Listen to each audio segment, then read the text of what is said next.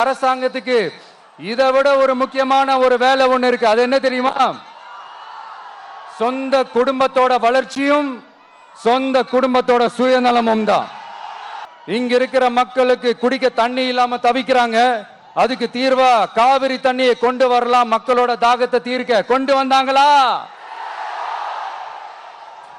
இவ்வளவு பாரம்பரிய கடல் சார்ந்த ஊர்ல ஒரு கவர்மெண்ட் மெரைன் காலேஜ் ஒன்னு கொண்டு வரலாம். கொண்டு வந்தாங்களா? மீன் சம்பந்தமான எந்த தொழிற்சாலையும் அமைக்கல. அமைச்சாங்களா? அட்லீஸ்ட் நிறைய பேருக்கு வேலை வாய்ப்பு கிடைக்கிற மாதிரி தொழில் வளத்தையாவது பெருக்கலாம். அதையாவது செஞ்சாங்களா? இங்க இருக்கிற மண் வளத்தை பாதிக்கிற இறால் பண்ணைகளை முறைப்படுத்தணும்.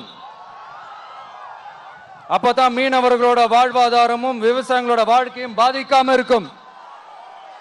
கடலோர கிராமங்களில் மீன் அரிப்புல இருந்து பாதுகாக்கிற அலையாத்தி காடுகளை அழிக்கிறத பத்தி தடுத்து நிறுத்தி அதுக்கு ஒரு வழி பண்ண வேண்டிய அரசாங்கத்துக்கு இதை விட ஒரு முக்கியமான ஒரு வேலை ஒண்ணு இருக்கு. அது என்ன தெரியுமா?